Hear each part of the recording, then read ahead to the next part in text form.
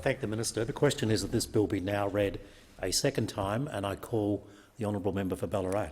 Thank you very much, Deputy Speaker. I rise to speak on this legislation and from the outset signal the opposition will be supporting the legislation but also moving a second reading speech, particularly in relation to Australian shipping. I note that this bill repeals the ANL Act 1956 and ANL Guarantee Act 1994. The legislation, in essence, as the Minister has said, is a tidy-up of the arrangements that were put in place when the Australian National Line was sold by the Howard government in 1998. At the time of the sale, employee entitlements were transferred to the new owners, along with all physical assets and the ownership of all business names and associated intellectual property. It has since become apparent that, due to the original ANL Act not being repealed, whilst the Australian government no longer owns the business name of the Australian National Line, the current owner's use of them is compromised. The ANL Act lists the business name Australian National Line as a protected name from unauthorised use, and the original intent of protecting the name under the 1956 Act was to ensure that parties not associated with the Australian National Line would be able to use the name or similar names as a trading name. Since the sale, that in essence is no longer necessary. Instead, what has come to light is that the owners of ANL, CMA, CGM now face limitations on registering and on re-registering domain names and other intellectual property due to the 1956 protection of the name ANL still being in place. This has left the Australian government exposed to the risk of legal action. The opposition agrees that it is unreasonable for this impediment to be in place and therefore supports the legislation. Similarly, we support the repeal of the ANL Guarantee Act, another piece of legislation that has not been required since the sale of ANL in 1998. The old Guarantee Act was in place to provide the Commonwealth Government to guarantee any loans or other financial undertakings given by the then government-owned entity. Whilst I note that the coalition government, frankly, is prepared to take action to support one international shipping line, frankly, I do think it is incredibly disappointing that it won't lift a finger, frankly, to support and rebuild our domestic shipping industry. As an island nation and a nation of islands, we are reliant on shipping for so much of our domestic and international freight task, a shipping freight task that is the fourth largest in the world. Virtually all of our imports and our exports come and go by way of ship, and 1/10 of global sea trade flows through our ports. Strong management of shipping is crucial to our national security, our economic and also our environmental interests. But on this government's watch, we are now in a situation where less than 0.5% of our seaborne trade is carried by Australian ships. That percentage is rapidly heading towards zero. There will come a time, under the watch of this government, where we will see no Australian-flagged vessels in our waters if we don't do something now. That percentage is rapidly heading towards zero, with regular reports of operators removing Australian-flagged vessels from service. Under this government's watch, the number of Australian-flagged vessels has fallen, on the reports that I have, to 14, but I in fact think it is lower than that. It is now at around about 11. For 6 years, since this government has been in office, they have stood idle when they should have been supporting our shipping industry. And it's not just about Australian-flagged vessels, it's about what comes because we have Australian-flagged vessels. We have increased national security when it comes to fuel. We have a pipeline of training for regional jobs in the maritime industry. Our ports are able to access Australian-trained pilots. We have the capacity to be able to have. We have a fantastic Australian Maritime College in Tasmania, but we have the capacity, if we have Australian-flagged vessels and Australian shipping industry, to be able to provide the training pathways for those wonderful AMC graduates to then be able to get high-paying jobs in this country. It means for our defence forces, we have a pipeline of people trained in the shipping industry that then can jump into the Australian Defence Force, into the Navy, and be able to supply that pipeline. It is not just about Australian flagged vessels, it is what that means for the entire Australian maritime industry and jobs in the maritime industry. And this government, frankly, has been not just asleep at the wheel, but prepared to actually trash what is in place currently to actually try and build that shipping industry. No nation should surrender its economic sovereignty in this way. No nation should decide that an entire sector, the maritime industry, is not worthy of support to get jobs into our region. And that is what this government has done. The opposition, those opposite, see no value in the existence of a vibrant domestic shipping sector or any other part of maritime industry for that matter. They twice sought to rip up the reforms made by the Labor government aimed to protect Australian shipping under the guise of reducing costs. The Parliament twice has rejected those reforms, calling out the legislation as bad for Australian passengers and freight, bad for Australian workers and bad for Australia's national security. All the while, each and every coalition transport minister undermined policy settings put in place by the former Labor government that sought to enhance and rebuild the Australian shipping industry. In particular, the repeated misuse of temporary licences by this government has enabled foreign flagged ships with crews paid a pittance to continue to regularly transport goods between Australian ports. Work that can and should be done by Australian maritime workers paid Australian wages under Australian conditions. I met yesterday with a senior maritime worker who was here on another matter, but he was telling me he is the only, this is a ship, he works on a ship that regularly plies the Australian coast. It doesn't go anywhere else. It only goes from port to port in Australia, shipping goods between Australia. He is the only Australian on that ship, only Australian who works on that ship at all.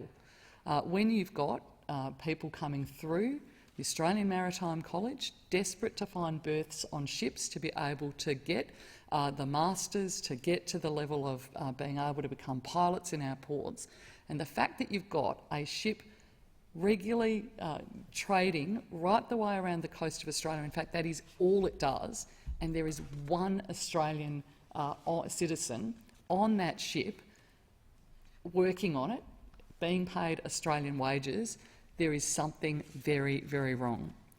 But rather than present a vision to support and rebuild Australian shipping and Australian jobs and all of that comes from that, the Deputy Prime Minister has recently announced a further round of consultation on coastal trading reforms. I remind the House that in July 2012, following extensive consultation with industry and with unions, the former Labor government attempted to revive Australian shipping with a substantial reform package.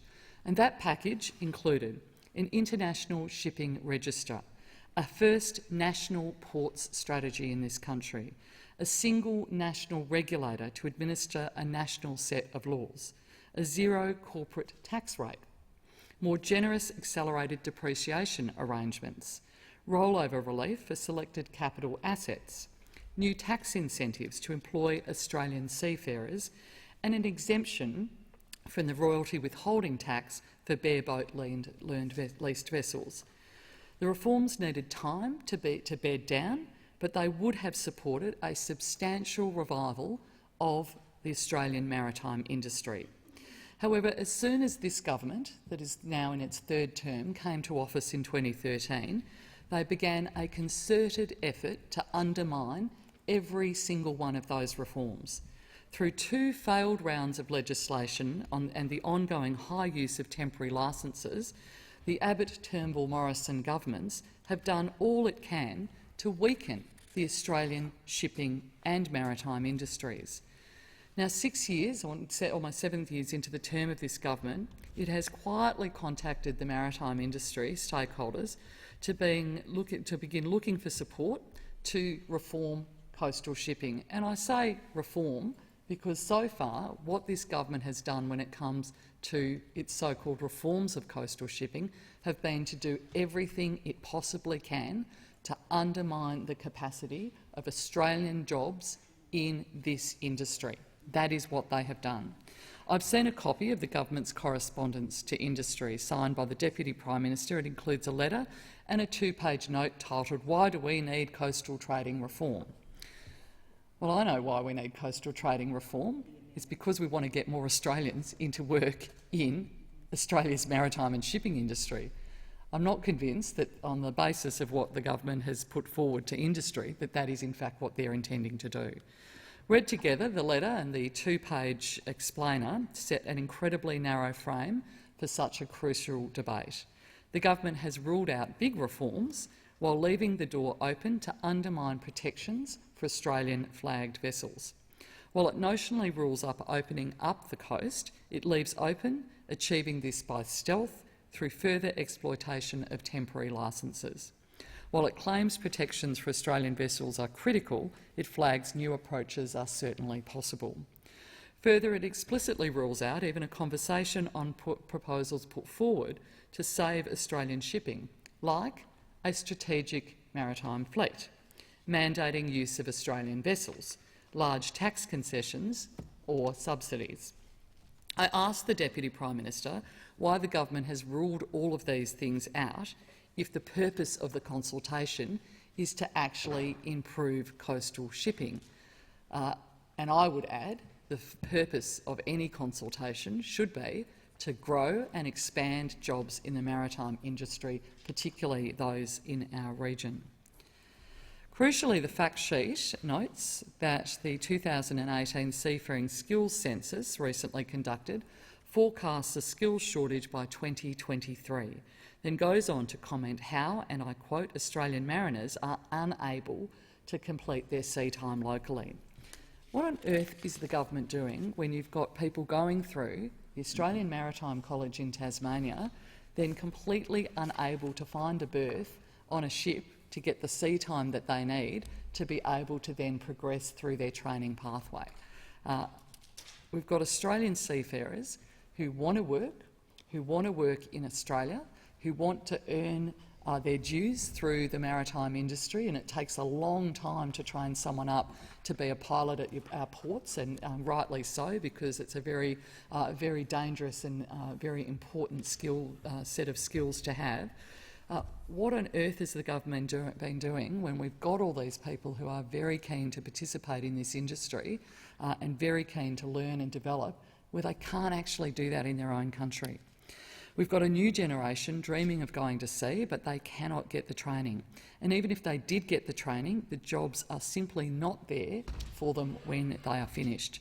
This is in spite of Australia's economy having the 4th largest shipping task in the world. I go back to where we started. We've got the 4th largest shipping task in the world, heavily reliant on shipping for export and import, yet the Australian jobs in this industry are on the decline.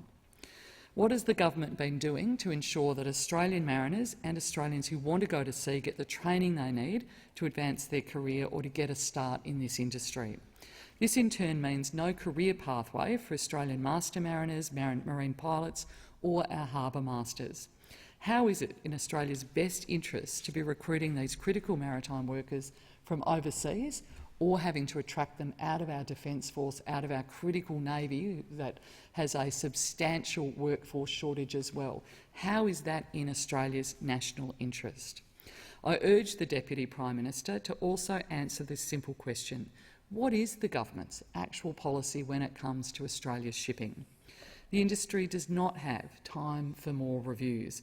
Our economy does not have time for more and more reviews. This is a third-term government with no plan for our economy, and certainly no plan for how Australian shipping contributes substantially to that economy and to jobs across the country. Turning back to the correspondence that the Minister has circulated, I note that the fact sheet also states, and if reform is pursued, stakeholders have to agree where there is middle ground. Middle ground. When there are just 14, and as I said, in fact less, Australian flag vessels operating on our coast, I'd say to the Deputy Prime Minister, what is middle ground for coastal trading when there are now only 14 or less Australian flagged vessels on our sea under his government's watch? Shipping is an important national strategic industry. Maintaining a domestic shipping industry is critical for Australia as an island nation. Labor remains committed to working with stakeholders to revitalise Australia's shipping industry. Unlike those opposite, Labor believes in a strong and a vibrant maritime industry, and we will always support Australian seafarers, maritime workers and Australian flagged vessels. While supporting this legislation, Labor would also welcome the support of the Chamber in standing up for Australian coastal shipping and Australian maritime jobs in this country. We can't have a strong and secure economy if our nation is completely reliant on foreign vessels to provide our fuel, bring the goods that we need into our markets, to carry our exports and to move products around our coastline. It is pretty clear from the letter that the Minister has circulated to the industry, with a submission date of less than 4 weeks, that this is not a consultation process. This is a process designed to get an outcome, which again is an outcome for the government to try and pursue the watering down of the protections and the growth and reforms that Labor put in place for coastal shipping. I know that there are many in the sector that have been confused by what the government's purpose is in circulating the letter. There are some who are indicating that they're just simply not going to participate because they see this as another round of the government's attack on those reforms and another attempt to get its legislation through the parliament. I hope that is not the case.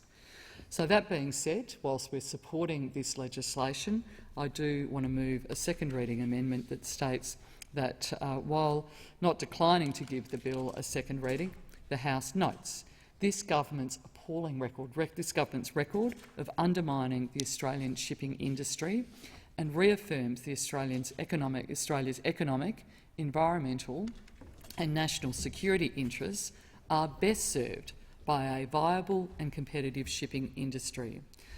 Further to my amendment that I will move at the end of this, I call on the Deputy Prime Minister to be honest with the Australian people and to tell us why has the government ruled out even discussing proposals that will in fact save Australian flagged vessels and save Australian shipping. What is the government doing to ensure Australian mariners and Australians who want to go to sea can get the training that they need here in this country on Australian vessels? What is the government's policy actually on Australia's shipping and Australia's maritime industry? What is a middle ground for coastal trading when there are now only 14 less Australian flag vessels on our seas on this government's watch?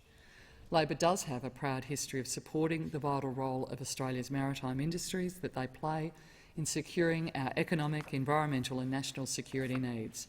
We remain committed to revitalising the industry and supporting maritime workers. And with that I move the second reading amendment as circulated in my name. Thank the member for Ballarat. Is the amendment seconded? Acting Deputy Is Speaker, the I'm very amendment happy to seconded? second it. Thank you. I thank the member for Blaxland. The original question was that this bill be now read a second time. To this, the honourable member for Ballarat has moved as an amendment that all words after that be omitted with a view to substituting other words. The question now is that the amendment be agreed to, and I call the member